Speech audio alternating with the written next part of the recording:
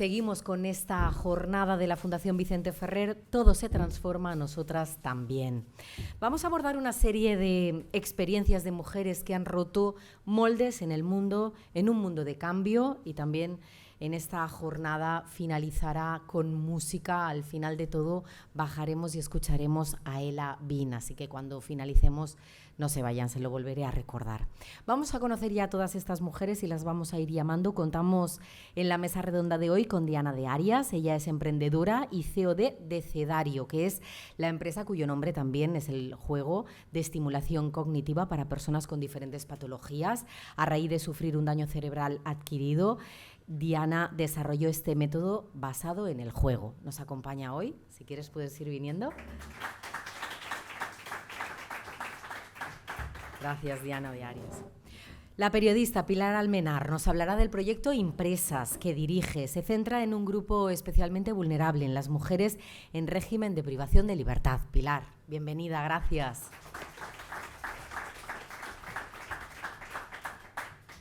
Susana Gisbert es fiscal delegada de tutela penal de Igualdad y contra la Discriminación de Valencia, también es escritora. Ha comentado en algunas entrevistas que en sus relatos y novelas el tema de la violencia de género se presenta siempre como telón de fondo. Manifiesta que el sistema jurídico tiene una parte transformadora basada en la educación y no tanto en medidas punitivas. Susana, bienvenida, gracias.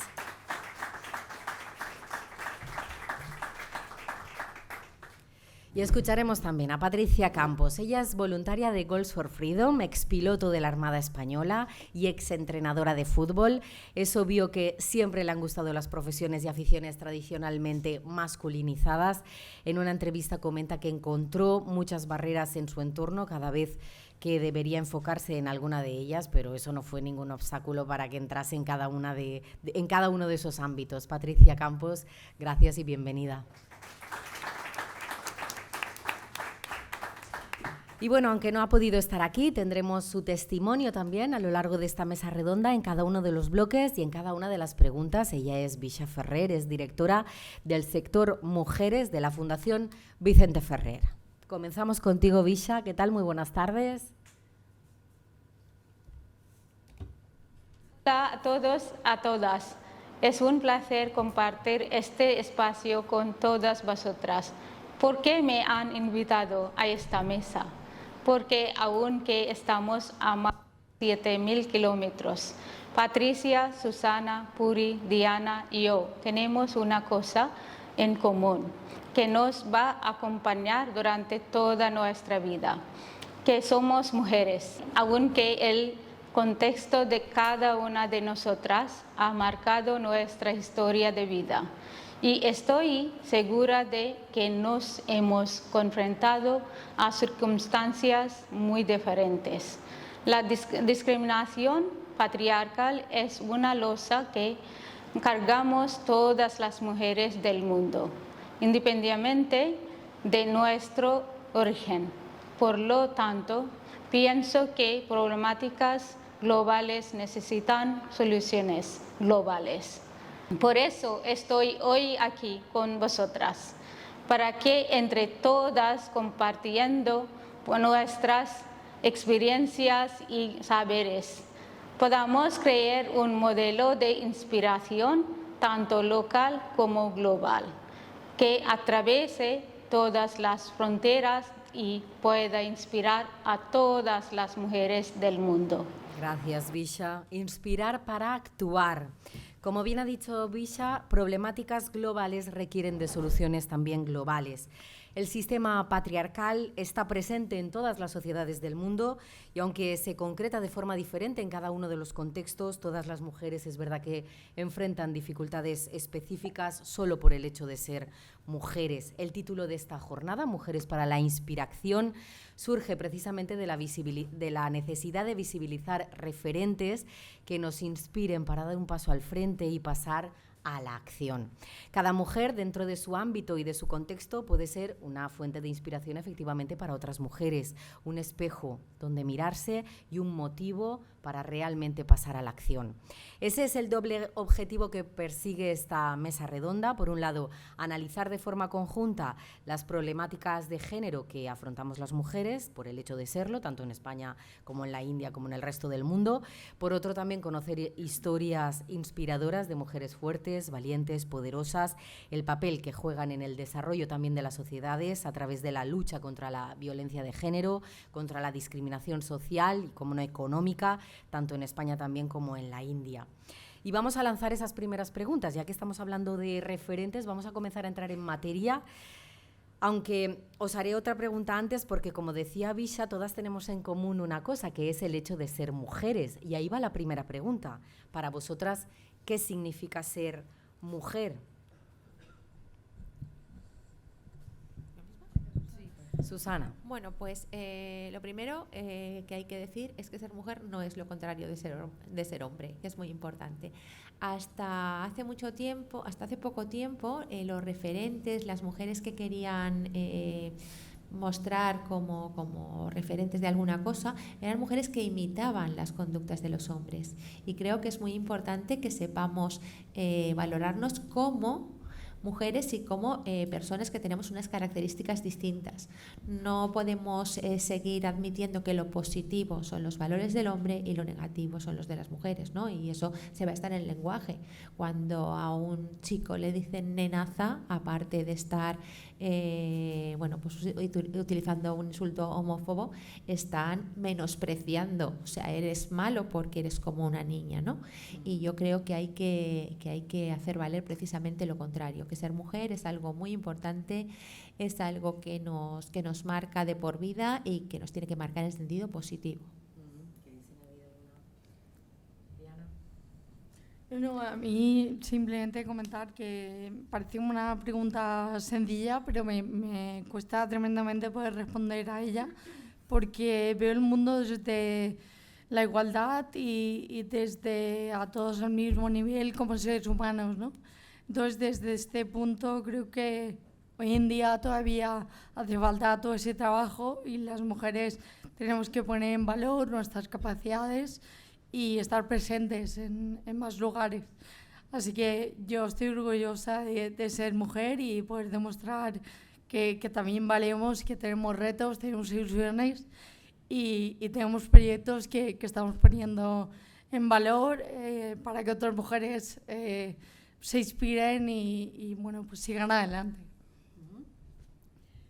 Seguimos, si queréis, porque es importante tener referentes. ¿Vosotras crecisteis con referentes con los que os podíais identificar? ¿Pensáis que todas las mujeres tenemos referentes? Pilar, si quieres coge. Nosotras dos compartimos vale. Tú ese y vosotras dos ese. Vale. ¿Os parece bien? Qué responsabilidad tener un micrófono para mí sola, de verdad. Bueno, luego lo compartimos.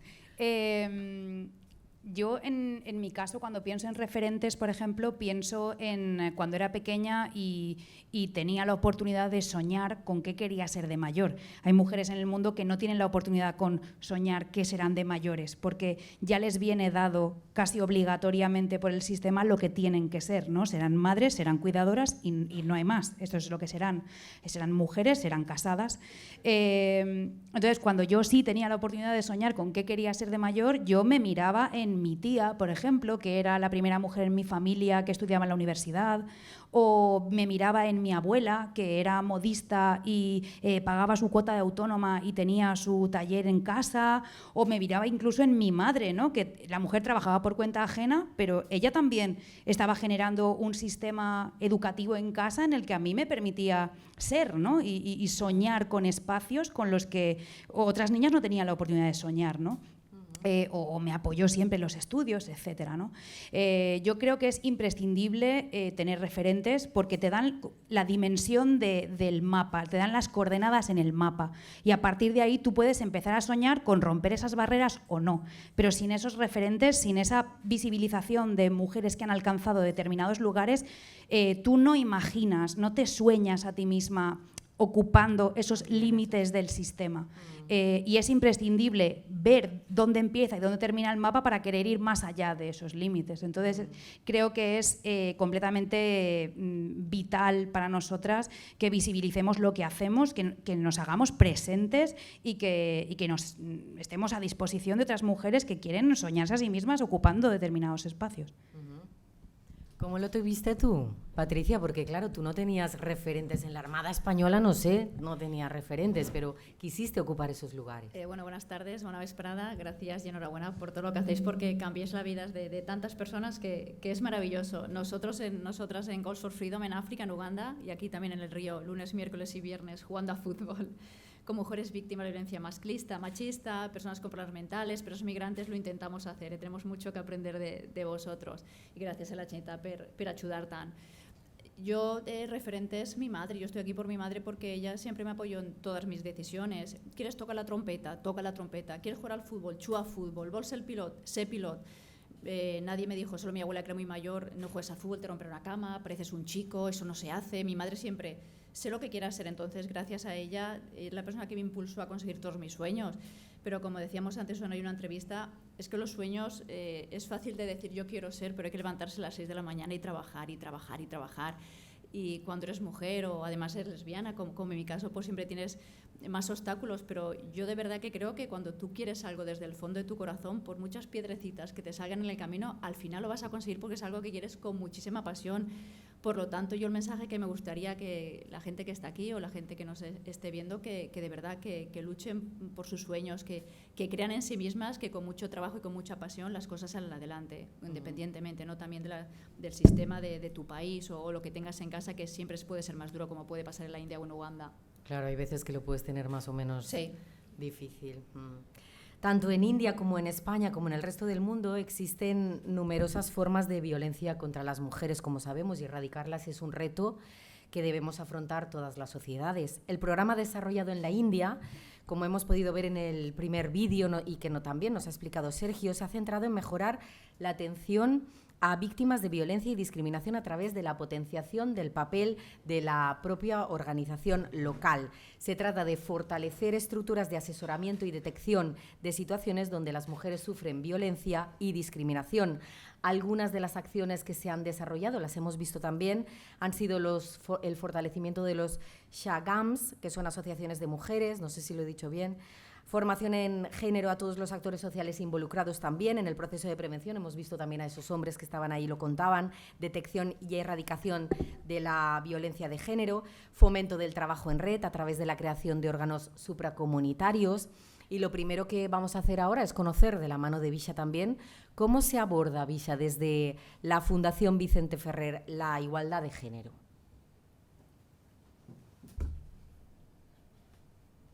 Muchas gracias por la pregunta, Puri. El gran reto en materia de igualdad de la Fundación Vicente Ferrer es combatir la discriminación que sufren las mujeres desde antes de nacer y erradicar la violencia de género que arrastran a lo largo de toda su vida. Y para ello fomentamos la igualdad en todos los ámbitos. Impulsamos proyectos de generación de ingresos para luchar contra la exclusión social y económica. Y promovemos su empoderamiento desde los grupos de mujeres que llamamos Sangams. La Fundación Vicente Ferrer trabaja en esta dirección a través del programa de igualdad de género. Nació en 1982 y ellas, las mujeres, son parte activa de su propio proceso de cambio y transformación personal. Fiscal Susana Gisbert, desde el Sistema Legal y Jurídico Nacional, ¿cómo se aborda la prevención y erradicación de la violencia de género? La pregunta es amplia. La pregunta, vamos, podríamos estar toda la tarde y no daríamos, ojalá diéramos con la solución, ¿no? Pero yo creo que lo primero que tenemos que hacer es tener claro que en los juzgados lo que hacemos es gestionar el fracaso. Por tanto, lo que sería deseable es que no existieran los juzgados de violencia sobre la mujer. Mientras existen los juzgados de violencia sobre la mujer, estamos demostrando que existe esta situación. ¿Cómo atacar esta situación? Pues lo que tenemos que tener claro es que no se trata de castigar, que por supuesto cuando hay que castigar se castiga, sino de evitar que esto ocurra. Y para evitar que esto ocurra, en la India y aquí es educar en igualdad.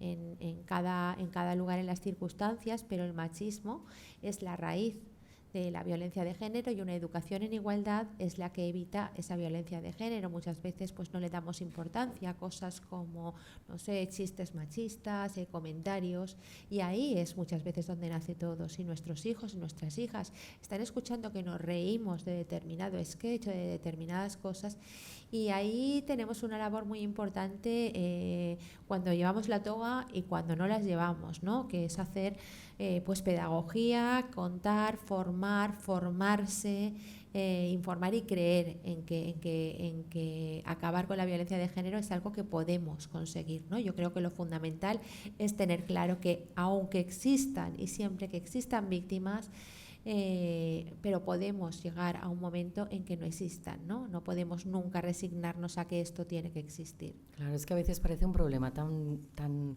difícil de abordar que no sabes por dónde empezar, pero se pueden ir cumpliendo pasos para llegar a la solución. ¿Cuáles son? Bueno, pues los pasos son el primer paso es la concienciación social, colectiva e individual.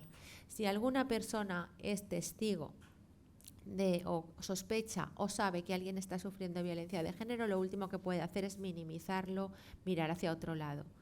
Es nuestra obligación, no es que seamos solidarios, enrollados o buena gente, ¿no? Es que si no estamos incurriendo en una responsabilidad no solo social, sino incluso penal. Pero por otro lado también nuestra responsabilidad como sociedad. No solo en el caso de que yo me vea en el supuesto de que alguien de mi entorno, sino que como sociedad es algo que tenemos que tener siempre presente, que tiene que ser siempre un tema prioritario, y ahí no solo en cada persona individual, es que los medios de comunicación a la hora de programar, por ejemplo, o aparte de que les obliga la ley, pues también se puede tener un compromiso, ¿no? La educación en los centros de enseñanza debería haber una enseñanza transversal de igualdad, pero en muchos casos se conforman con cubrir el expediente, por decirlo de algún modo, con dar una charla el día de la violencia de género o el 8 de marzo. Pues bien, pues en los centros, quien trabaje allí, implicarse en que no sea solo eso. Y todas esas pequeñas acciones de actores individuales es las que al final dan lugar a superar esta tragedia. A mí no me gusta llamarlo lacra, porque lacra parece que va unido, es como decimos automáticamente, ¿no? Es como la pertinaz sequía, pues la lacra de la violencia de género. Yo creo que no podemos resignarnos a que sea una lacra sin más, ¿no? Y tiene que ser un objetivo el conseguir erradicarla. Los has nombrado, los medios de comunicación. En este sentido, Pilar, ¿qué rol juegan los medios de comunicación en la lucha contra la violencia y la discriminación? Y si se han desarrollado narrativas también más efectivas en este aspecto.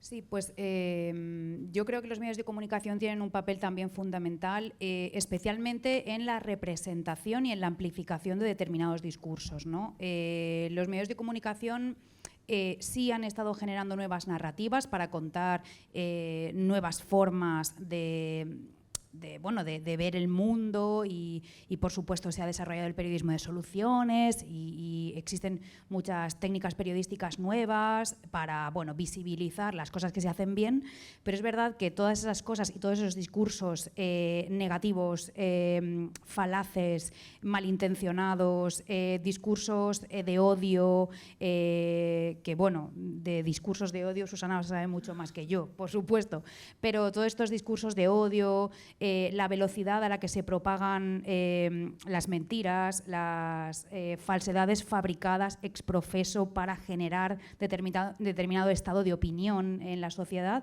Esto va demasiado deprisa y yo no estoy segura de si el periodismo está siendo capaz de afrontar eso con la responsabilidad que supone, ¿no? Aunque, de nuevo, sí es cierto que estamos generando nuevos espacios donde las representaciones de no solo las mujeres, sino de los proyectos que están haciendo cosas interesantes están ahí, ¿no? Pero es verdad que yo creo que en este caso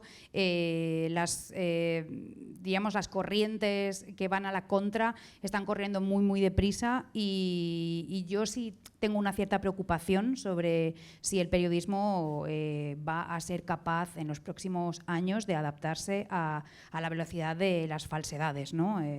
Se publican noticias que no son ciertas y varios medios las replican porque tenemos mucha prisa en contarlo todo ya, inmediatamente, y damos carta de veracidad a determinadas informaciones y se publica en 5 o 6 medios y luego 5 o 6 medios tienen que recular y decir que no era cierto, o algunos tienen la capacidad de desmontarla y ir para atrás, otros no. Entonces se genera como una especie de estado de confusión y estado como de ruido que es el caldo de cultivo perfecto para que nadie crea en nada. Y cuando tú no crees en nada, pues crees lo que más te conviene a ti. Y en ese caso, yo creo que el periodismo tiene un reto crucial en estos próximos años y vamos a ver por dónde va. Es que el periodismo también tiene su propia batalla con las redes sociales, claro, es que le pasa eso porque tiene que competir en Twitter, por ejemplo, con gente que dice lo que quiere y que lo dice muy rápido y que tiene un gran impacto social lo que dice y una gran difusión. El clickbait está ahí, claro, que todo el mundo quiere que acabes clicando esa noticia, etcétera. Y entonces el buen periodismo tiene que ser ahí cañeta pechet, ¿sabes? Para realmente, y claro, ellos también lo tienen complicado para que su voz se escuche, la del buen periodismo, sí. digo.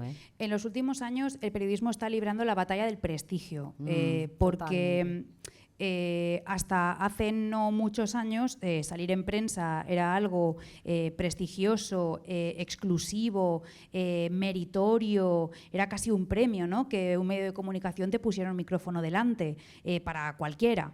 A día de hoy todavía sigue siéndolo, pero cada vez compite más con si determinada persona o determinada influencer en redes sociales ha hablado también de ti. Es decir, que hay algunos medios de comunicación que tienen casi el mismo número de seguidores que determinadas personas individuales, que son generadoras de opinión.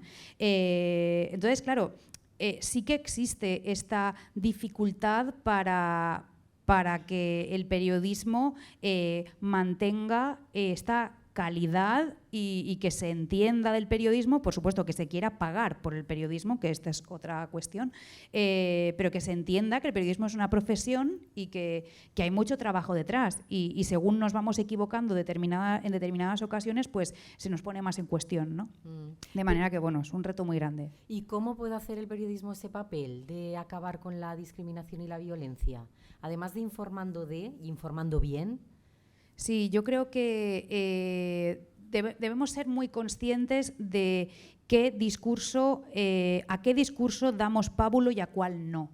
Y ser mucho más selectivos y quizá muchas veces ir un poco más despacio, pensar un poco más antes de disparar.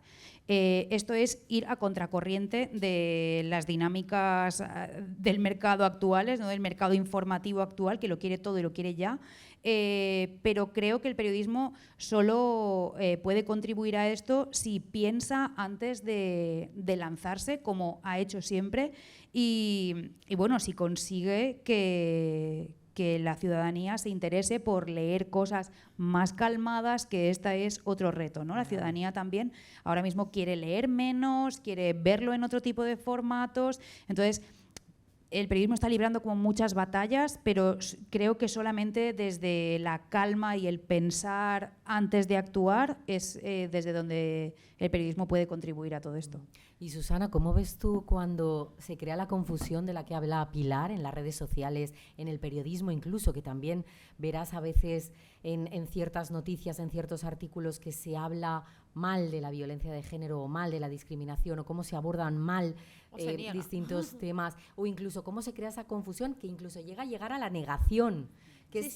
¿Cómo lo vives? Además, bueno, es muy difícil intentar rebatir cosas que no existen. Me explico. Se crea un estado de opinión en que un montón de gente, pues bueno, desde determinados ámbitos que además ahora han llegado a las instituciones, dicen que la Ley Integral de Violencia de Género dice determinadas cosas, que no dice. Claro, por ejemplo, Ay, dice... tú lo verás y dirás, Claro, pero es que eso no. dice, es que la ley de violencia de género, por ejemplo, deroga la presunción de inocencia. Y tú dices, ¿dónde?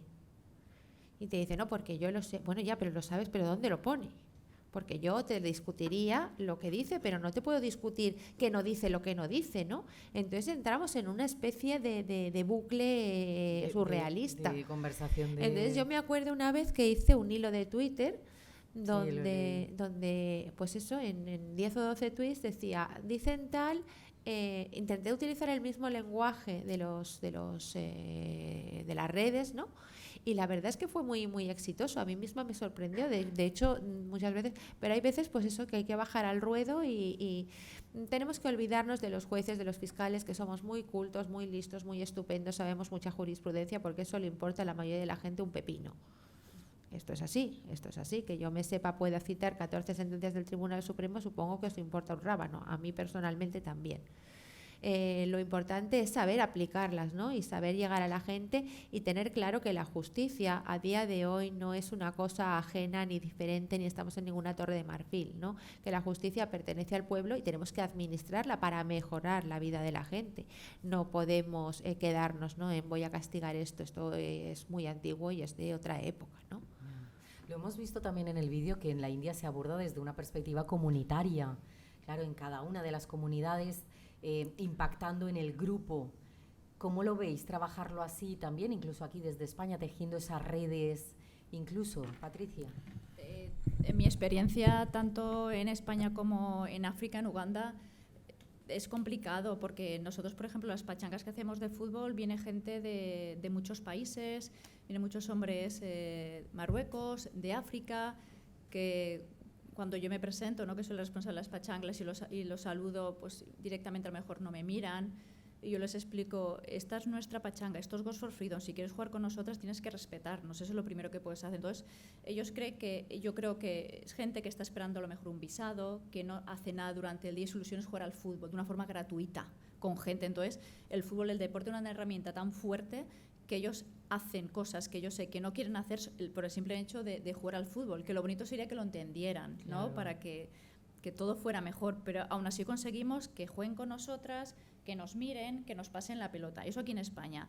En Uganda sí que es cierto que es un país muy peligroso, entonces nosotras, por ejemplo, no podemos decir abiertamente somos mujeres lesbianas, tenemos que decir que tenemos un novio en Valencia o un marido, porque si no, pues se aplican violaciones correctivas, que es que te violan entre 3 o 4 hombres para que tú te des cuenta que no eres lesbiana, o simplemente para ellos, como decía esta mañana Sergio, las mujeres son ciudadanos de cuarta categoría, están los hombres, los animales, los niños y luego las mujeres, por lo tanto que vayamos nosotras a jugar con ellas y ellos a fútbol es muy complicado y ver situaciones muy desagradables. Yo siempre les digo, por favor, al menos delante de nosotras, tratarlas bien, por favor. Cuando no estemos ya no podemos hacer milagros, pero estando allí, por favor. Pero es muy difícil. Sí, ya nos dijiste en 2015 cuando viniste que había que respetar a las mujeres, ahora los animales, ¿luego qué? Es una batalla muy dura, pero tampoco puedes entrar allí. Es otra cultura totalmente diferente, entonces tiene que ir con mucho cuidado para poco a poco, pues, aplicar el respeto. Pero desde la comunidad, ¿no? Desde la comunidad, desde el deporte, porque cuando le decía a Sergio esta mañana, nuestras futbolistas son mujeres infectadas del SIDA porque han sido violadas o porque estaban cuidando a personas que tenían SIDA. Ellas, su misión es tener muchos hijos, porque si tienes muchos hijos, el hombre tiene mucha importancia en la tribu. Entonces, es como, yo por ejemplo, yo no digo que soy piloto porque no se lo creen, porque ellos cuando me conocieron pensaron, tú no eres una mujer, tú eres un hombre. Y digo, no, es que donde yo vengo hacemos deporte, estudiamos, pero yo sé que es cierto que tenemos otras facilidades. Entonces yo lo de ser piloto yo sé que no se lo van a creer, entonces pues intento compartir mis experiencias en Europa para que ellos me entiendan y poco a poco ver que las mujeres hacemos deporte, que son buenísimas incluso más que ellas, que pueden ser entrenadoras, que pueden ser árbitros, y sobre el ejemplo nuestro ellas dicen, ostras, pues tú eres mujer y no tienes hijos y eres entrenadora o eres piloto o eres... Yo también quiero. Entonces es una manera de decir, sí, te habían dicho cuando naciste que tú no valías para nada, pero ahora venimos a decirte que nosotras estamos aquí, estudiamos y trabajamos y tú lo puedes hacer. Más difícil, pero se puede. Sois referentes de ellas allí. Ahora, referente, lo decíamos, es una palabra muy fuerte. Pues si lo que hacemos nosotras le gusta a alguien y lo quiere copiar o intentarlo, pues de categoría. Referente, eso es muy gran. Y aquí en España, esas redes de apoyo, ¿Creéis que están estructuradas? ¿Creéis que existen? No sé si a lo mejor Susana sabe más de esto. Bueno, la verdad es más que... allá de la administración pública. La verdad es que, bueno, hemos de reconocer y ahora pues el feminismo no muchas veces existe hasta cierta ironía hablando del feminismo y demás, pero hemos de reconocer que gran parte del mérito de la ley de violencia de género, que es una ley pionera en todo el mundo, que la gente se le olvida, ¿no? Fue de las asociaciones feministas, ¿no?, que estaban tirando del carro para que al final nos creyéramos, porque claro, veníamos de una sociedad muy, muy, muy machista. Veníamos de una sociedad donde la mujer legalmente era un ser de segunda división, que no podía alquilar un piso, que no podía irse de viaje, que lo único que podía es ser sancionada por ser adúltera o por cualquier otra cosa. Era absolutamente responsable como una mayor de edad a la hora de recibir castigos, pero absolutamente irresponsable a la hora de reclamar derechos.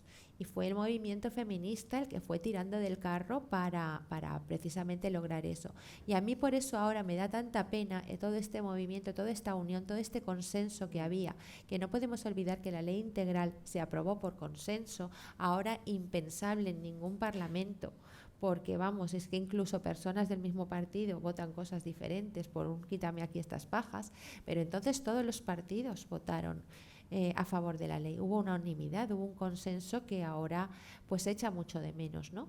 Y eso en gran parte fue por el empuje de las asociaciones de mujeres, y ahora en todo momento las mujeres que son víctimas de violencia de género tienen siempre, aparte de las instituciones públicas, están muchas veces apoyadas. De hecho, incluso las propias instituciones en los impresos que repartimos cuando una mujer es víctima, ¿no? Se le dice algunas sedes que puede acudir de carácter oficial, Centro Mujer 24 Horas y otras asociaciones donde pueden ayudarle y que no son de carácter oficial. Enseguida vamos contigo también, Diana, porque dentro del colectivo de mujeres existen factores que suponen que algunas mujeres sufran una doble o incluso una triple discriminación. En el caso del proyecto desarrollado en la India, nos encontramos que la mayoría de las mujeres son vulnerables social y económicamente por pertenecer a grupos sociales también discriminados. En este sentido, el proyecto aborda también toda la dimensión económica, social y del estigma relacionada con la discriminación de estas mujeres. Por otro lado, el proyecto desarrollado en India también aborda y lucha contra las barreras específicas que afrontan las niñas y mujeres con discapacidad a través de programas formativos específicos, de talleres donde se realizan artesanías como fuente de ingresos y de sensibilización y formación a las personas también cuidadoras. Diana, cuéntanos de qué forma se materializan aquí en España estas múltiples discriminaciones hacia las mujeres y sobre todo cómo se puede luchar contra ellas, claro. Bueno, yo creo que las diferentes formas son múltiples, por desgracia. Hay formas gravísimas que han comentado mis compañeras ahora, pero también hay otras formas que son más silenciosas y que están a través de nuestro propio lenguaje. Y creo que también es importante porque yo hasta que, por ejemplo, fui consciente de que llevamos una trayectoria que dentro del lenguaje existen diferentes discriminaciones. De hecho, se cambió hace no mucho el tema de discapacidad y invalidez y todo este tema, que también estamos trabajando en esa dirección. Creo que hay que ser conscientes de cómo, bueno, somos lo que hablamos, ¿no? Y en este caso creo que la sociedad en general tiene que tener esto muy, muy presente para ir cambiando ese lenguaje, porque forma parte de la educación, ¿no? de cada uno, que comentábamos que es más importante también las leyes, la educación y la comunidad, que ahora comentabas tú, 3 herramientas que me parecen fundamental para luchar contra las diferentes discriminaciones. Yo, por ejemplo, conozco un programa que me parece muy interesante que se llama Mentoras, que es un programa que pone en contacto a mujeres profesionales con jóvenes estudiantes para que les sirvan como mentoras y les ayuden a orientar su carrera profesional. ¿Quién lo hace? ¿Dónde? ¿En la universidad o algo? No, se llama Mentoras, es privado, quiero decir, es una iniciativa privada y la verdad que no tengo apuntado quién es el organismo que lo lleva a cabo, pero se llama Mentoras. Una forma entonces también de luchar contra esas discriminaciones con el tema del apoyo de unas mujeres a otras para también trazar ese camino, ¿no? El apoyo también de las redes que hablábamos antes, es lo mismo al final. Sí, es fundamental. Yo, por ejemplo, en mi caso, han contado conmigo para mentorizar diferentes proyectos. Ahora recientemente vengo de Barcelona, de un programa que hacen para, bueno, más enfocado al tema del emprendimiento. Me lo llevo un poco a mi terreno, pero me parece fascinante porque empiezan desde grupos de la escuela a introducir este tipo de iniciativas en solucionar problemas relacionados con las ODS y nacen soluciones de gente joven que está en la ESO, en bachiller, enfocados a solucionar problemas sociales en diferentes ámbitos y sobre todo en la discriminación, y me parece un programa también muy interesante que estamos acompañando muchas mujeres emprendedoras que somos una minoría y mujer con discapacidad todavía somos menos y bueno, me parece interesante que estemos cerca de estas nuevas generaciones. En tu caso, ¿quién fue también tu referente para dar ese paso a emprender, a crear, a seguir? Bueno, a mí me pasó un caso personal. Ya os comentaba algo que tuve un ictus. Con 23 añitos tuve que recuperar un montón de secuelas, como por ejemplo escribir, hablar, tenía la parte derecha del cuerpo paralizada, vía doble. Fue una rehabilitación muy dura en la que tuve que dejar la universidad. Cuando me enfrenté a esta operación, aquí en Valencia, de hecho en un hospital de Valencia, volví a casa sin ningún tipo de información ni de saber que podía recuperarme con 23 años. Había venido a ver a mis padres de Erasmus y tú imagínate en horas que te cambie la vida en segundos, ¿no? Y volverte una persona totalmente dependiente de mis padres, ¿no? En ese momento.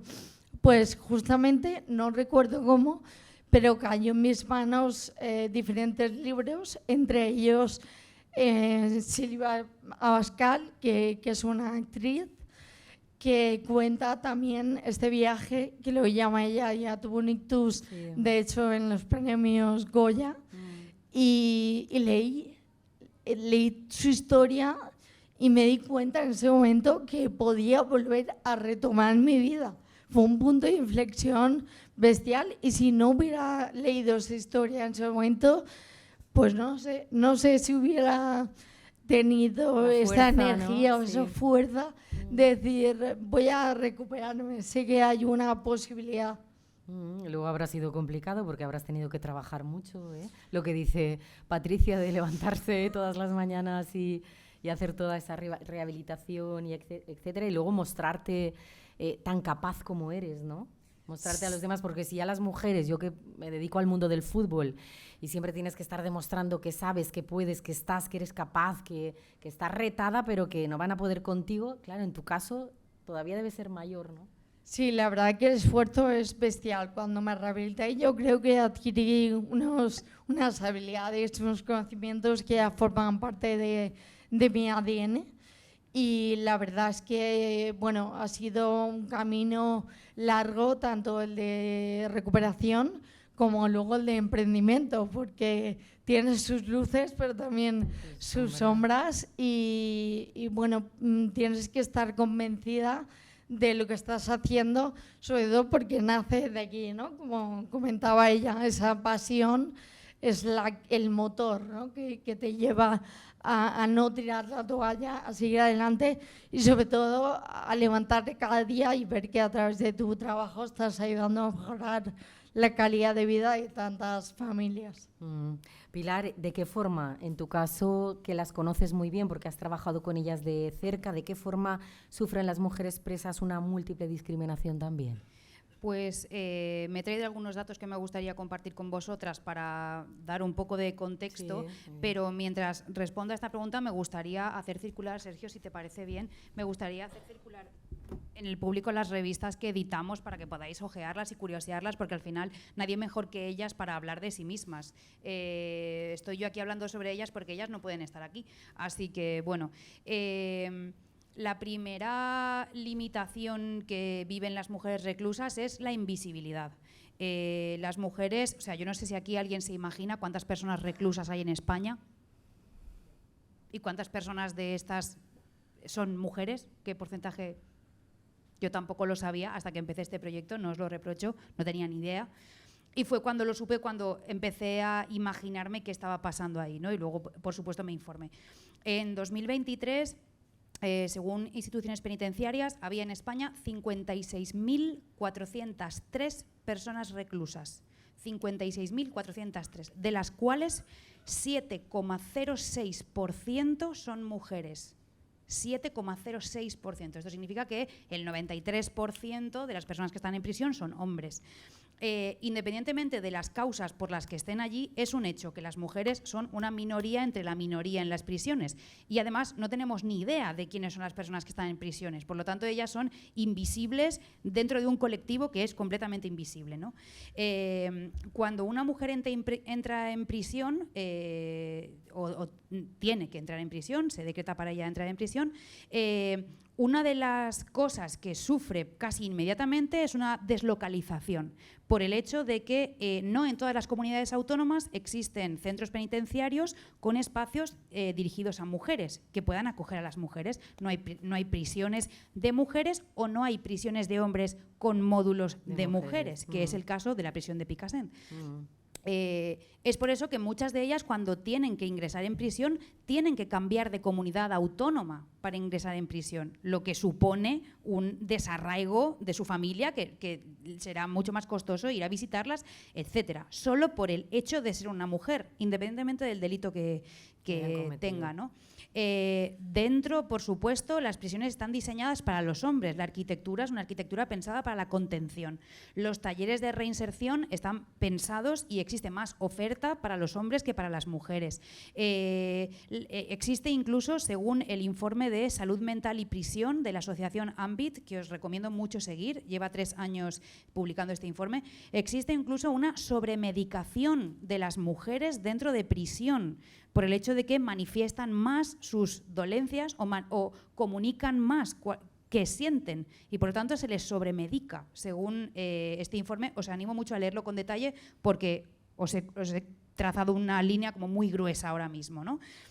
Incluso los sistemas de apoyo al salir de prisión están dirigidos a los hombres. Existen un montón de entidades que ofrecen alojamiento, etcétera, para personas que salen de prisión, pero hay muchas que no tienen espacio para mujeres, porque como la mayoría son hombres, cuando las mujeres salen de prisión tienen menos recursos incluso para no tener que volver al entorno en el que vivían antes de entrar en prisión. Por lo tanto, también existe una dificultad solo por el hecho de ser mujer y estar transitando por todo ese sistema, ¿no? Socialmente, además, el hombre preso es leído como un díscolo o un perdido o alguien que ha cometido un error, o incluso en muchas ocasiones un hombre que hizo lo que tenía que hacer para salvar a su familia y para traer dinero, aunque esto no fuera legal. Incluso se lee así, ¿no? Sin embargo, una mujer es doblemente penalizada por entrar en prisión porque ha roto con el mandato patriarcal de ser la cuidadora, y existen un montón de personas que dependían de ella que ahora mismo quedan abandonadas. Empieza a ser una mala hija porque los padres no tienen una cuidadora, una, por supuesto, mala madre porque los hijos no tienen a su madre alrededor, una mala esposa porque, bueno, ya no estás en el núcleo familiar, lo que les acaba suponiendo muchas veces una penalización social tal como que en algunas familias se rompe el vínculo con ellas y directamente no les cogen el teléfono, O existe incluso una penalización por parte de los maridos, etcétera, en algunas ocasiones, que no quieren ponerles a los hijos al teléfono para hablar con ellas. En el caso también de que tú estés embarazada o tengas a tu cargo directo a un menor de 3 años y que tengas que ingresar en prisión con este menor, hay incluso menos opciones, puesto que en módulos de madres hay, si no me equivoco, como 4 o 5 en todo el estado. De manera que tú irás donde puedas ir y tu núcleo humano cercano tampoco podrá echarte un cable con eso, ¿no? En términos de salud, por ejemplo, yo no soy médico, no soy especialista, pero sí llevamos trabajando en la prisión de Picassent editando la revista Impresas desde 2018, que empezamos a trabajar allí. Llevamos ya 4 revistas publicadas y tenemos terminada la 5ª, que estamos maquetando ahora, o sea, tenemos 5 terminadas en realidad. La prisión de Picassent es la prisión más grande de España y la 2ª mayor de Europa. Tiene aproximadamente un 12% de mujeres en el total de la población que acoge, porque evidentemente, como hay otras comunidades que no tienen módulos de mujeres, aquí hay una sobrerepresentación de las mujeres porque acoge a más, ¿no? Nosotras nos hemos dado cuenta, simplemente de forma visual, que las mujeres que están en prisión están en un peor estado de salud en general que los hombres. No tenemos claro si es porque vienen de entornos en mayor situación de exclusión, es decir, porque vienen de... Con más discriminación. Exacto, o porque vienen incluso con mayores patologías, etcétera, previas, pero lo que es un hecho es que dentro de prisión vemos claramente que las mujeres están en estados de salud mucho más precarios. Salud mental, porque nombrabas salud mental antes y salud física. Salud mental y salud física. Entonces, bueno, las mujeres viven una discriminación por el hecho de ser mujeres en todos los entornos y en los entornos que ya existen, o sea, en los entornos, diríamos, donde ya se vive discriminación, también existe una diferencia entre los hombres que sufren discriminación y las mujeres que sufren discriminación. Al menos en el caso de las prisiones nosotras lo vemos así. En un lugar como la prisión también. Sí, fíjate, sí. Ah. No sé si, Patri, quieres añadir algo, porque como yo he ido 2 veces a jugar a fútbol a la prisión porque tú y Javi Vilalta me habéis llamado para ir, entonces no sé si a lo mejor también Estuvimos ayer. Ah, estuvisteis ayer también. No sé si quieres añadir algo a lo que está, porque sé que tienes experiencia en ese ámbito. Bueno, nosotros vamos 2 veces al año a la cárcel de Picassent, pues una cárcel mixta, como decía Pilar, tiene módulo de mujeres y ellas tienen un equipo de fútbol y siempre que, bueno, don Andrés, que es el coordinador, nos permite entrar, vamos y pasamos una tarde súper chula con ellas. Y lo que hacemos es, nos mezclamos entre ellas, en lugar de ser nosotras contra ellas, es todas, ¿no? Jugamos entre todas. Y la verdad es que ella nos decían ayer, estamos soñando desde hace un mes en el día 16 para que vinierais a jugar, qué bien lo hemos pasado, venir por favor, porque yo sé que yo llevo todavía jugando a fútbol y cuando marco un gol me hace la semana. Y eso es lo importante que es marcar un gol porque... Bueno, no sabéis lo competitiva que es Patricia, yo no me pongo delante de ella cuando jugamos a fútbol. Puri sí que es competitiva, Sí, que es una sí. defensa ahí, ¿vale? No, yo no, ya no. Bueno, total, que está chulo porque a ella les genera mucha ilusión el ir, el practicar deporte, luego ellas ven, ostras, qué bien te veo, tal, digo, es que tienes que cuidarte, tienes que hacer deporte, y sí que estoy de acuerdo con Pilar, que el estado de salud lo ves que es diferente al que hace de árbitro, que se ve un hombre musculoso, que también está dentro, ellas no las ves así, entonces yo también eso me llama la atención. Luego, en el caso también de las mujeres trans, pues no, a lo mejor no reciben la medicación que ellas requieren, pero yo lo que me quedo es que el poder transformador del deporte, incluso dentro de la cárcel, cómo las motiva, ¿no? Nos decía, hablar con don Andrés y venir toda la semana. Digo, sí, nosotras encantadas, lo que pasa es que eso depende de él, pero que a ellas pues, les gusta sobre todo relacionarse con gente de fuera. Para nosotras es una experiencia de conocer a gente que no ha tenido la misma suerte que hemos tenido nosotras en nuestras casas, porque nos contaba ayer don Andrés que la mayoría están ahí por hurto en las casas y por narcotráfico, pero como cómplices. No son ellas las líderes, sino ellas trabajan para un hombre. O sea que, imaginaros, no somos las líderes ni en eso. O sea, ellas están en la cárcel por culpa de que ellos las han metido allí, en la mayoría de los casos, y por las circunstancias que ellas vivieron de pequeñas. De hecho, una compañera mía ayer me decía, esta chica es de mi pueblo, yo la conozco. Y es que no iba a clase de pequeña, nunca la llevaban, la maltrataban. Y ves, al final, toda la discriminación, la exclusión desemboca en que acabes en la cárcel de Picassent. Otro de los aspectos clave para el desarrollo y la reducción de las desigualdades de género es el empoderamiento económico y social de las mujeres. la autosuficiencia y la independencia. En este sentido, el proyecto desarrollado en la India ha puesto en marcha numerosas acciones para promover el liderazgo social y económico de las mujeres. Son fomentar la organización de las mujeres a distintos niveles, promoviendo su presencia en la esfera pública, formaciones en liderazgo económico y social, formación específica para desarrollar profesiones masculinizadas también, como veíamos a las taxistas, refuerzo de las estructuras de microcréditos para que puedan también ser emprendedoras y los cursos de defensa personal, por lo obvio.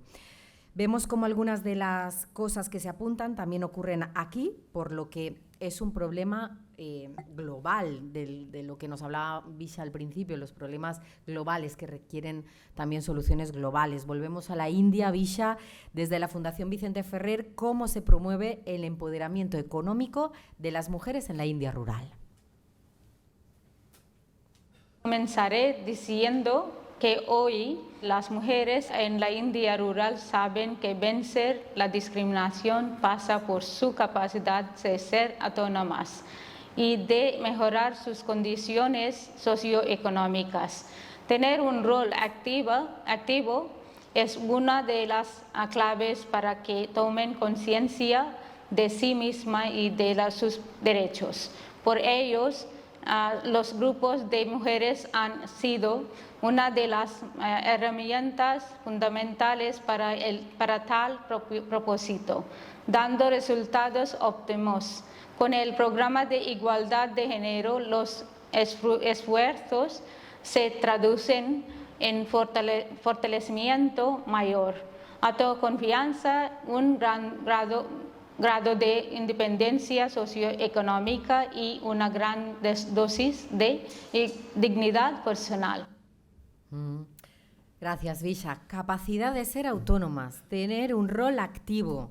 Creo que la pregunta está ya contestada por Visha, pero Diana, Pilar, os pregunto a vosotras también, ¿por qué es importante apoyar proyectos de emprendedoras, de mujeres emprendedoras? Bueno, yo tengo aquí algunos puntos que me han notado cruciales, ya habéis comentado algunos, como la reducción de la desigualdad de género por el control del futuro económico de ellas, creo que es fundamental. Luego también el impulso al desarrollo económico en nuevas ideas de productos, innovando, que a lo mejor la perspectiva de un hombre. Me contaron un caso de un producto que estaba relacionado con la menstruación de las mujeres y en el equipo eran todos hombres y era un producto que no salía, no tenía, hasta que decidieron introducir el perfil de las mujeres para poder hacer este producto e innovar, y fue cuando tuvo éxito, ¿no? Tú imagínate, me lo contaron y me impactó, me llamó la atención que es súper importante tener todos los roles dentro de los equipos para tener diferentes visiones, no solo en perfiles profesionales, sino también en perfiles de género. Luego también beneficios sociales, un mayor, normalmente los proyectos que lideran mujeres tienen un mayor impacto social y ambiental y por supuesto pues deriva a mejorar la calidad de vida del entorno en el que están impactando, ¿no? Aplicando esa solución.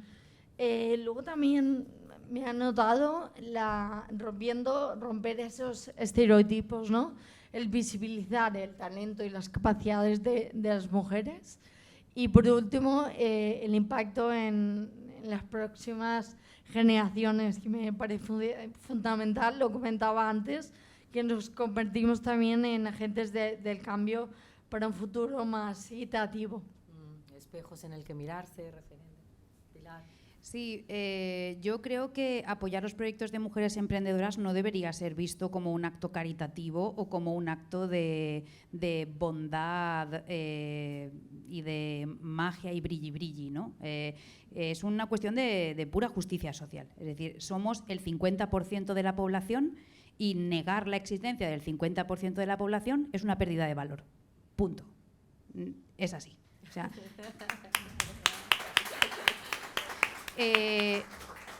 nosotras no queremos que se nos apoye por esa bondad. Queremos que se nos apoye porque generamos proyectos de valor. Generamos proyectos con talento, con ideas y que generan un valor social, económico, ambiental. Es que eso es un hecho. Por otro lado, también queremos que se nos apoye por equidad, porque hay muchas personas que dicen apoyar la igualdad, pero no se dan cuenta de que con sus decisiones de compra solamente están apoyando proyectos liderados, dirigidos, diseñados por hombres. Entonces es imprescindible que nosotras hagamos visibles los proyectos que lideramos, porque hay muchas personas que querrían elegir proyectos liderados por mujeres, pero ni siquiera saben que estamos ahí o ni siquiera saben que están liderados por mujeres, ¿no? Por lo tanto, por una cuestión de pura equidad, es imprescindible que visibilicemos que estamos ahí, porque probablemente habrá gente que nos quiera elegir simplemente porque quiere. Y luego, por otro lado, porque no es razonable no tener en cuenta el valor y el talento que nosotras generamos. Es decir, en términos globales sociales, como decía antes, abandonar el 50% de las posibilidades es una decisión absurda. Quiero decir, desde la lógica ya más básica, a veces cuesta o parece un poco de perogrullo lo que estoy diciendo, pero es que no estamos buscando un apoyo porque sí, necesitamos ser apoyadas, pobres de nosotras. Sencillamente estamos ahí, llevamos siglos generando proyectos, ideas, iniciativas. Lo único que necesitamos es que se nos dé el espacio que estamos generando ya, pero sencillamente no se nos escucha o no se nos amplifica o lo que sea. Pero nosotras estamos ahí, o sea, es un hecho que estamos aquí.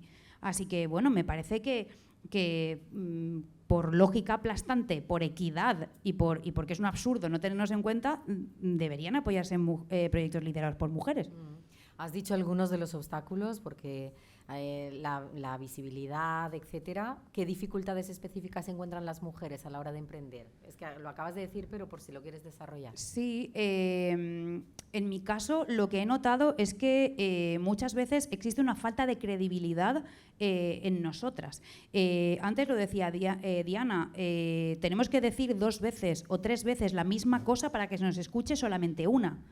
Y si un hombre dice eso una sola vez, es una genialidad.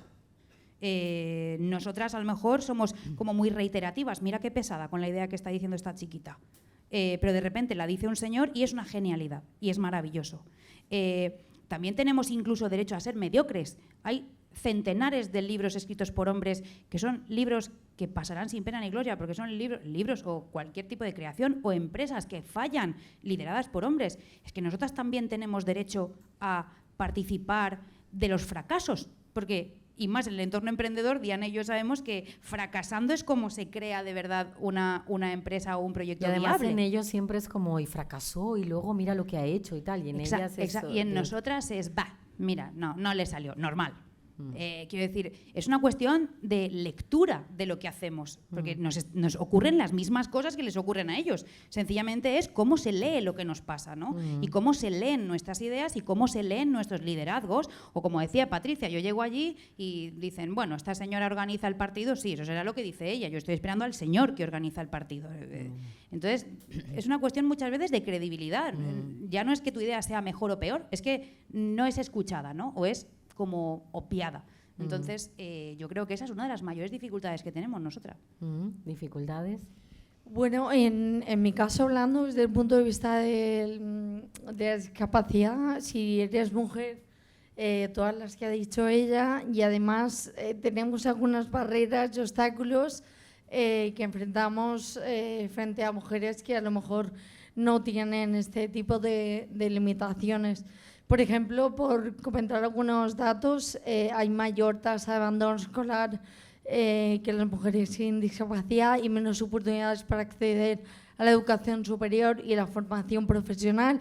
Entonces, esto es un problema de base muy importante que hay que acatar y, por ejemplo, la Fundación 11 está haciendo una gran labor en este sentido. Luego también la discriminación en el mercado laboral.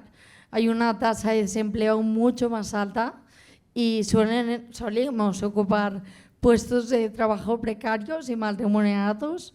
Luego también la falta de accesibilidad de espacios, que dices, bueno, a lo mejor no es tan importante, pero sí, porque impiden su participación a la vida social, cultural y económica, ¿no?, del ecosistema. Luego también he notado que la violencia y el abuso, cuando tenemos discapacidad, solimos ser más propensas a sufrir violencia física, sexual y psicológica, y esto sencillamente puede destrozar a cualquier persona. Y por último, la falta de representación en puestos de liderazgo y toma de decisiones. Si ya es complicado para la mujer, pues todavía es más para las mujeres que tenemos discapacidad en este sentido.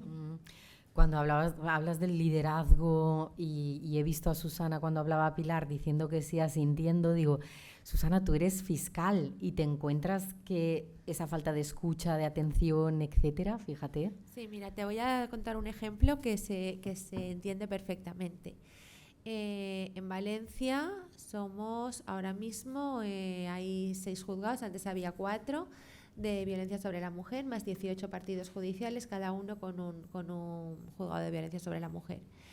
El 90%, por no decir más, de juezas y de fiscales somos mujeres. A los únicos que han dado un premio es a los únicos 2 hombres que había. Ahí os lo digo todo. ¿Por qué? Pues porque se supone que el llevar violencia de género en una mujer, pues bueno, claro, tú eres súper concienciada porque eres mujer, eso te gusta a ti, o los menores, ¿no?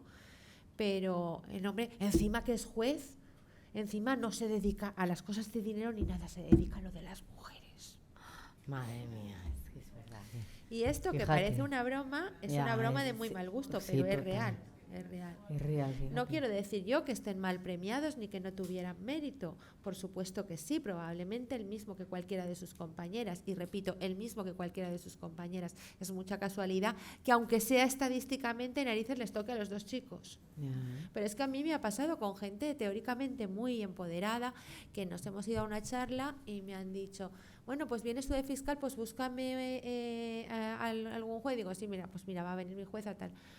¿Y no puede ser un chico? Digo, pues mira, no puede ser un chico, porque si son 11 chicos y una chica, pues puede ser, podría ser, pero la que te he dicho es tal. Pero incluso gente, es esa representación falsa, ¿no? Vamos a llevar a un chico para que parezca que los chicos también. Pues si los chicos no se implican, pues que no estén representados, que narices. Claro. Si no, al final parece que les demos más mérito por dedicarse a la violencia de género. Esto puede parecer una anécdota, pero no lo es, ¿no? Creo que es muy ilustrativo. Y también podéis decir, ala, mira, está toda enfadada porque no le dieron el premio a ella. Y en el tema que apuntaba Pilar, que asentías cuando que hay que decir las cosas 3 veces para que nos escuchen sí, una. sí. Porque además es que es verdad que, dices, puede ocurrir en ámbitos donde pues a lo mejor no tienes una voz autorizada y tal, pero es que la tuya es muy autorizada, ¿no? Sí, pero esto lo notas, yo lo digo, hay compañeras que no comparten esa visión, pero yo siempre digo, cuando hablan de una fiscal o de un juez o de una jueza, dicen es muy eficiente, es muy trabajadora, algo así. Cuando hablan de él, es muy bueno. ¿Pero por qué es bueno? Porque pone bien las sentencias y ella también. Es que ella es muy trabajadora. Y este discurso lo vemos constantemente. Cala ahí como gota malaya, ¿eh? Cala. Las dificultades de las mujeres para la esfera pública, o sea, una vez antes de llegar, claro, son mayores. En la esfera pública vamos a ver llegar, tenemos cuando nos encontramos en un ámbito totalmente objetivo, como es una oposición como la mía, por ejemplo, somos muchísimas más. Somos muchísimas más mujeres desde que pudimos acceder, y eso que, bueno, solo se puede acceder desde teóricamente desde diciembre del 66, pero prácticamente desde mediados de los 70, porque claro, si en el 66 te dejan, tienes que empezar a estudiar. Claro. No puedes aparecer ahí como un champiñón, ¿no? Pero así como en la oposición somos muchas más, la gente sobre todo de trinchera, la gente de las generaciones más jóvenes, son 70% y demás de mujeres, cuando llegamos a la cúpula se invierte la pirámide. Antes nos decían, no, bueno, claro, pero es que antes como no nos dejaban entrar, la gente mayor que tiene determinada antigüedad, vamos a ver, yo ya llevo 30 ahí, ¿no? Y hay mucha gente muy capaz, y de hecho esos a los que de esas generaciones en las que las mujeres tenían prohibidas ya están más que jubilados, con lo cual esa explicación no sirve. Pero claro, ¿qué es lo que pasa? Que las mujeres tenemos hijos, fíjate tú, qué cosa más rara, pero bueno, nos da de vez en cuando por ahí, y cuando nos da por tener hijos, oye, pues estamos embarazadas y parimos. Es que son cosas muy, muy extravagantes. Y entonces, aunque tú tengas la misma formación, mientras tu compañero varón con la misma antigüedad está haciendo un curso, tú estás criando. Pero es que además, y si lo miráis en el BOE, más del 90% de las excedencias en la carrera judicial y fiscal por cuidado de hijos, de hijas y de personas mayores son mujeres. Más del 90%. Eso te lo dice todo. Cuando hay una pareja de jueces y fiscales, hay muchas veces que es él el que hace la guardia de la suya y la de la mujer, y la mujer se queda con los niños. Incluso en esas situaciones, esas pequeñas cosas que parecen tonterías las vemos. Preparadores, la mayoría de preparadores son varones, porque esa actividad extraescolar, o sea, tú vas a tu puesto de trabajo y demás, pero luego eso de por la tarde, claro, la mujer lleva a los niños al colegio y él es el que está preparando a gente de oposición.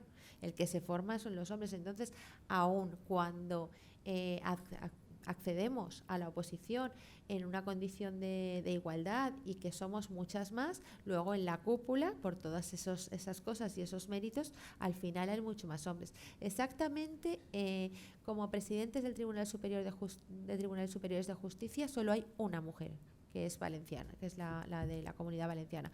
Ahora no sé si está todavía la de Extremadura, hubo una época que solo había una, otra época que dos, pero vamos, entre 18 ya nos vale. ¿Cómo se rompen esas estructuras?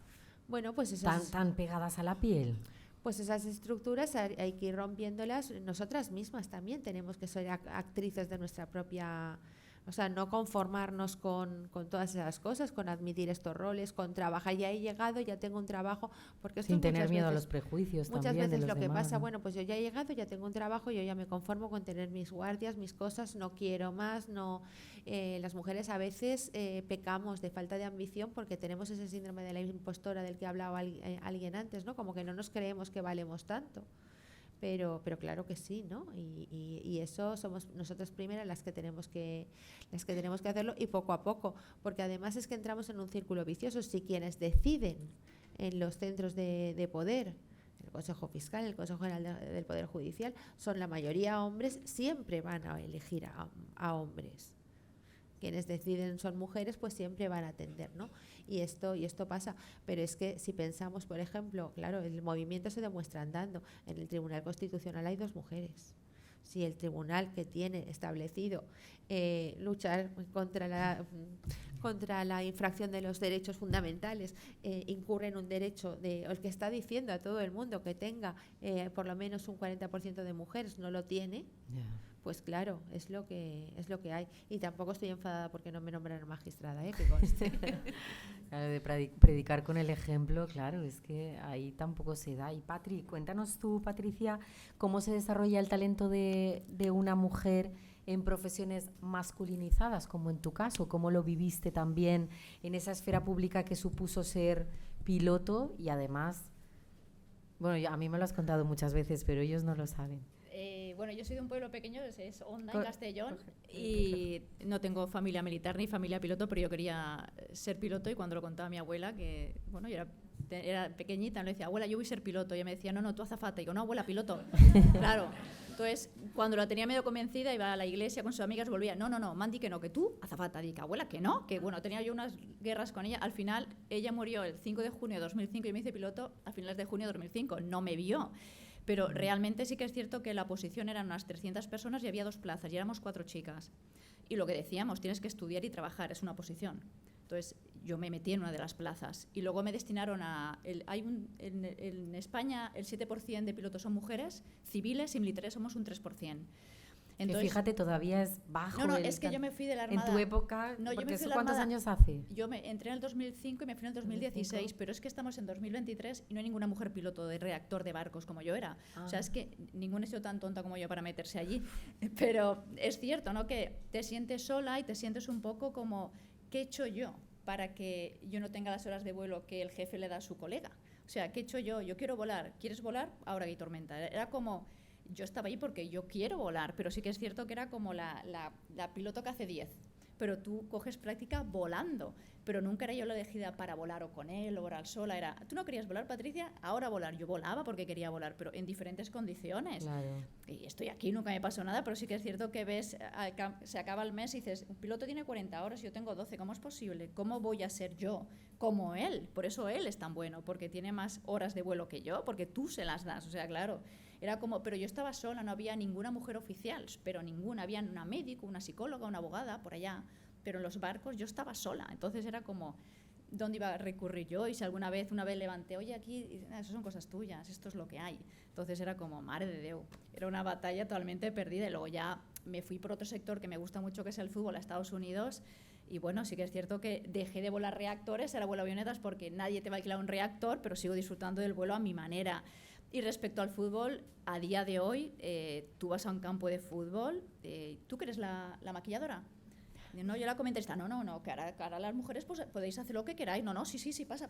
Es como, es cosas así. O, bueno, estudios. Dice la maquilladora porque es comentarista en la tele. Claro, cuando es que has dicho, cuando voy al fútbol... Es que vamos a campos, entonces también tienes, bueno, total, o en estudio estadio están los hombres que saben mucho de fútbol, pero que no tienen licencia de entrenador, que yo sí que la tengo, y ellos hablan bla, y tú piensas, es que me sabe mal interrumpir. Entonces ya cuando cogen aire, me meto yo, y entonces ellos te interrumpen.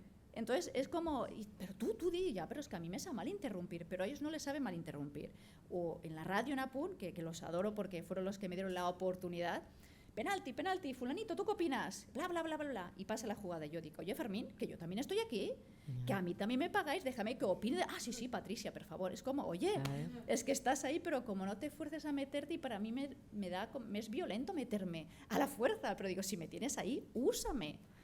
Pero bueno, que ya al final ya te coges un poco, no te enfadas, porque ya es siempre como luchando, pero dices, por favor, en el 2024 que sigan pasando estas cosas, que somos entrenadoras, que somos futbolistas, que somos campeonas del mundo, considéranos un poquito profesionales. Luego al final hablaremos del deporte, pero también lo pienso y digo, ostras, es que tienes que tener también cierta personalidad para poder haber pasado por todo eso y esa pasión de saber qué es lo que te gusta, que a lo mejor ellos no tienen por qué tenerla tanto, ni tanta personalidad ni tanta pasión, porque van un poco... Pero yo creo que tu trabajo también es muy complicado y tú estás ahí porque te gusta o el de ellas. Es que las mujeres que estamos en un trabajo así como más masculinizo es porque nos gusta mucho, si no ya estaríamos en casa llorando, porque es que si no te gusta no aguantas todas estas cosas. Pero porque te gusta y porque tienes también personalidad para afrontar esas situaciones. En mi caso es porque me tus gusta situaciones mucho. de soledad también. A ver, yo sola, pues sí que es verdad que, claro, era una mujer, encima era lesbiana, encima estaba bien rota y era todo como... Pero supongo que me gustaba mucho, yo por volar, bueno, yo me hice militar por volar, entonces era como yo estoy aquí, voy a volar, helicópteros y reactores y todo lo que me haga falta. Pero yo creo que es porque te gusta tanto que no hay manera de que te quiten esa ilusión, aunque sea una lástima que te cueste más, ¿no? Que luego tengas que irte por y dices, ya no, esto va a acabar con mi salud mental, me voy, pero a mí nadie me quita haber volado en barcos, en reactors, en helicòpters, he tenido experiencias súper chulas. Això ja ho tens per a tu per Claro, sempre. però si m'haguera cobardat era com, no, però és que jo volia fer-ho, per això dic que quan tu vols algo, com deia antes Pedro, des del fondo del tu cor, tu fas les coses normalment arribes a elles. Que Patricia y yo, como nos hablamos en valenciano desde Claro, que nos perdón, conocemos, perdón. cuando nos miramos nos pasamos sin querer, sin darnos cuenta. ¿Cómo se puede contribuir desde las administraciones públicas, que tenemos aquí a Pedro también? ¿Cómo puede la administración pública hacer que se rompan esas barreras? ¿Qué se puede hacer para el empoderamiento económico y político de las mujeres? Yo a Pedro lo conozco desde hace muchos años porque coincidimos en la Fundación por la Justicia, en una liga muy chula de fútbol que había en Nazaret. Entonces él estaba ahí haciendo un trabajo espectacular, o sea, ya le había perdido la pista y me alegro que estés aquí porque lo harás seguro que igual que lo hacías antes. Y me gusta ver a gente joven porque yo cuando lo conocí ya le vi que tenía mucha iniciativa, que tenía muchas ideas chulas. ¿Te acuerdas que quedamos un día, compartimos ideas y el proyecto Nazaret era un proyecto espectacular? No sé, sí que sigue, ¿verdad? O sea, tienen a niños en Nazaret que estaban sin escolarizar y montaron unos equipos de fútbol y eso como en Uganda, ¿no? Como aquí, que la gente quiere jugar al fútbol y va a la escuela, se ducha, come, tal, Claro. y se porta bien, ¿no? Y juega y hace deporte y es súper chulo y a mí me encantó y lo conocí. O sea, que yo creo que si la parte de comunicación está en las manos de Pedro, tiene que ir súper bien. Pero aparte de eso, en Girls for Freedom cubrimos una parte que yo pienso que ellos no cubren porque es que es muy difícil. Nosotras sacamos a mujeres que están en casa, que son víctimas de violencia de género, para que hagan deporte. Y son gente que nunca ha jugado a fútbol. O, por ejemplo, personas con enfermedad mental que bueno, que en teoría son personas que no se comunican, que son muy rígidas y vienen y juegan a fútbol y yo aparentemente no veo ningún problema con ellos porque el deporte les desinhibe, ¿no? Les hace a ser como más normales como los demás que estamos practicando deporte, o las personas migrantes, yo no sé cómo se enteran, pero llegan allí para jugar al fútbol, o sea, yo no creo que ellos sepan, esta gente que está en casa si sale o no sale, nosotros lo sabemos porque acuden a nuestras pachangas y empezamos en 2017, nos dejó el campo el Ayuntamiento de Valencia, estamos muy agradecidos, de la Fundación Esportiva Municipal, y desde entonces hasta ahora no paramos, o sea, es de enero a diciembre, solo cerramos cuando cierran ellos y practicamos deporte y sacamos a toda esta gente de casa, y yo creo que si más gente supiera que existiéramos, más vendrían, pero sin el campo que nos dejan las instituciones no podríamos desarrollar este proyecto, por ejemplo. Otra crack, la gerente de la Fundación Deportiva Municipal, María Ángeles Vidal, Sí, que también es una mujer referente y empoderada. Bueno, para construir sociedades más justas y equitativas es necesario implicar a todos los actores sociales y no solo a las mujeres. Claro, esto es un trabajo conjunto de todas las personas. Así, el proyecto desarrollado en India ha potenciado acciones para visibilizar el papel de las mujeres en las sociedades, así como de la violencia de género y de la discriminación social y económica. En este sentido, se han desarrollado varias acciones distintas para involucrar a toda la comunidad, a toda la sociedad, para que los cambios sean estables y duraderos. Si realmente la comunidad se lo cree, podrá calar de verdad. Formación en violencia de género para hombres y chicos, protestas y manifestaciones, sensibilización, como no, también en centros educativos, promoción de espacios deportivos donde de una manera lúdica y saludable se pueden trabajar diferentes temas como la desigualdad de género, que era lo que hablábamos también con Patricia a partir del deporte. Vamos a hablar de esto. Primero, como siempre, con la visión de Visha, que nos cuenta cómo la Fundación utiliza precisamente el deporte como herramienta para promover la igualdad de género y también para la transformación social. Hace 20 años apostamos por el deporte como herramienta de cohesión y transformación social.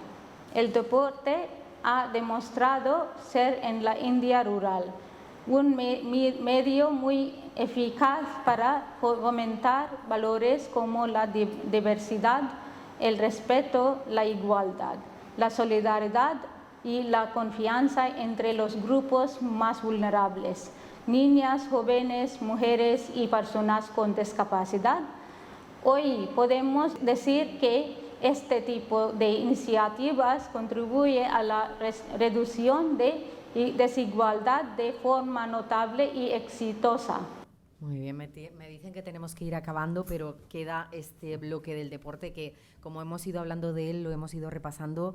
Claramente la pregunta es para ti también, Patricia, ¿de qué manera puede contribuir el deporte en la igualdad de género? Yo creo que más o menos lo has ido explicando a lo largo de la jornada. Sí, por ejemplo, en Uganda es un claro ejemplo. El micrófono. Yo llegué allí en 2015, fui sola, fue una temeridad, pero lo volvería a hacer. Pero sí que es cierto que yo quería jugar al fútbol porque yo me siento cómoda volando y jugando a fútbol, no podía aportar nada más. Y quería montar equipos de fútbol y ellos al principio no entendían, una mujer blanca allí que quiere jugar al fútbol, sus mujeres se dedican a tener hijos, eso no tiene. Digo, mira, yo donde vengo las mujeres trabajamos, estamos saludables porque hacemos deporte, o sea, igual ella puede trabajar más y hace deporte. Entonces, bueno, siendo muy perseverante lo conseguí. Yo recuerdo el primer partido de fútbol que, no, allí no hay campos de fútbol, es trozos de tierra ahí, y se pusieron alrededor del campo. ¿Y los balones, cuenta cómo son? Los balones son de fibra de banana o de plástico o de ropa. Y yo tenía balones de Levante, porque Levante sí que es cierto que me apoya muchísimo. Ya, me alegro. Y de un equipaje entero sacamos 4. La camiseta para uno, el pantalón para otro, una media para uno y otro para otro. No tengo media jugando vestida de Levante porque siempre nos ha apoyado muchísimo con balones, con ropa y con todo. Y al final conseguí hacer los equipos y ellos pues nos tiraban piedras, se reían, pero vieron que yo tenía balones de reglamento de Levante. Entonces para ellos era como, uy, esta tiene balones. Digo, si queréis jugar con nosotras, vais a jugar con ellas, porque tampoco querían jugar con mujeres que tienen SIDA, porque ellos creen que con la mirada te puedes contagiar el SIDA. Entonces era como, y jugaron con nosotras. Y es un cambio muy radical de personas que no conocían su nombre, de personas que las insultaban, que las molestaban. Ahora, cuando Janet marca un gol, vas y lo celebras con ella y tienes SIDA, pero no te importa chocar la mano. O sea, es que cambia de no ser nadie, de estar marginada, que marques un gol, que formes parte de un equipo, y luego ya en tu comunidad eres muy importante y en tu familia. Luego traes a tu marido y a tus 14 hijos y vienen a animarte. Es que cambia la perspectiva de la mujer que juega al fútbol respecto a los hombres. O sea, te tratan no como una igual, pero parecido. Y ellos admiten jugar mezclados. Ellos admiten que el gol lo va a marcar fulanita, ¿por qué lo va a marcar? Entonces le pasan la pelota para que lo marque ella. O sea, nos tienen en cuenta y nos pasan la pelota, porque cuando tú juegas con chicos lo normal es que ellos no te pasen la pelota porque no se te consideran buena. Entonces yo les obligo a que pasen la pelota a todas para que todas podamos disfrutar. Claro. Pero sí que es un cambio radical de la mujer que llega al principio, igual que aquí en Valencia, muy tímida, con vergüenza, a la que sale después de unos días o de unos meses, como está más empoderada y coge confianza y sobre todo se siente más feliz. ¿Cómo también impacta en tu entorno? Eso es importante, Susana. Me gustaría repasar contigo cómo los actores sociales, impactar en todos ellos genera cambios más estables. Sí, que lo decía Bisha. Sí, vamos a ver, o sea, cualquier iniciativa, yo he visto mujeres que han venido, cuando han venido estaban en una situación y que luego se les ha remitido, se les ha acompañado, se les ha dicho, y a lo mejor vienen al cabo de 2 meses y no la reconoces ni físicamente.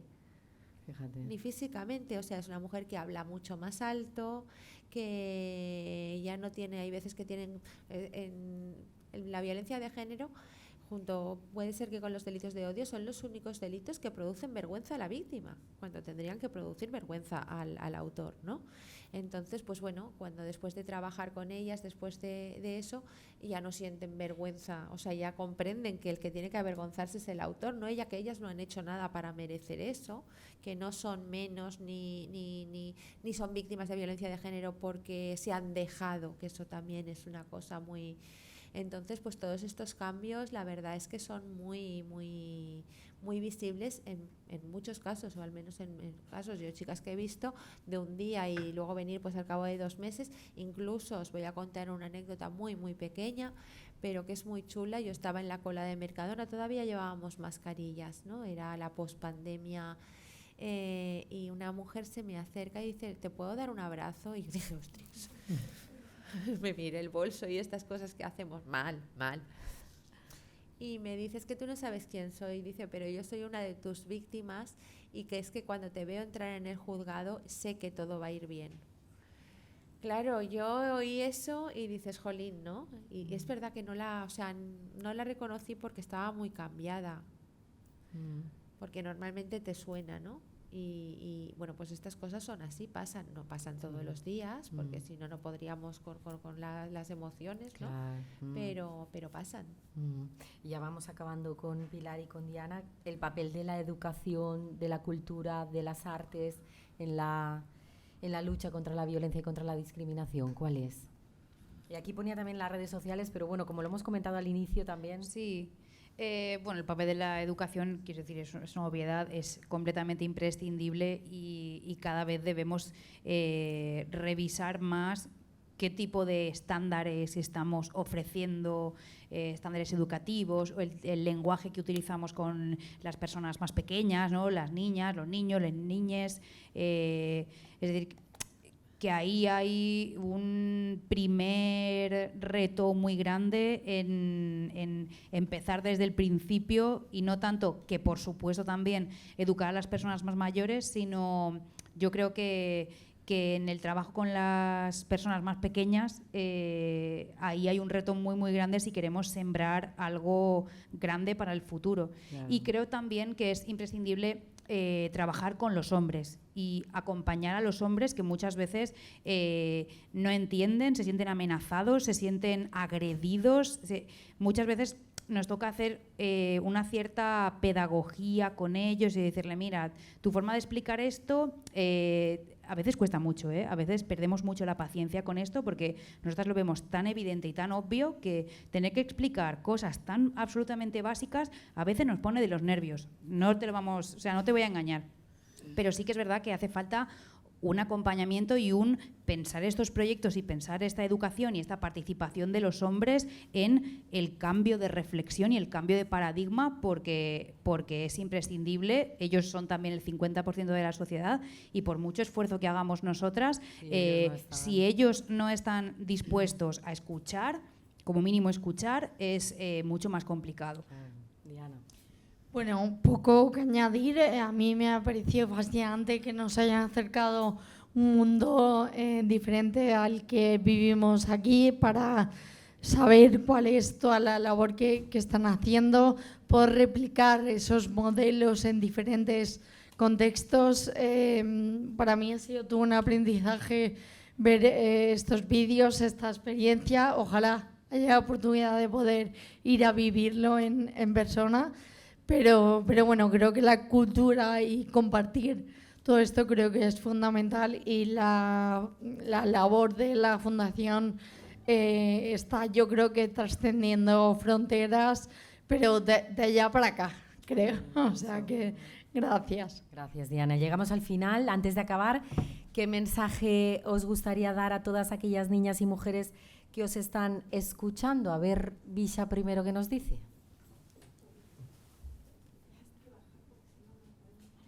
He aprendido algo muy importante, creciendo en una sociedad que ve a las mujeres como un complemento a los hombres y no como personas libres e iguales.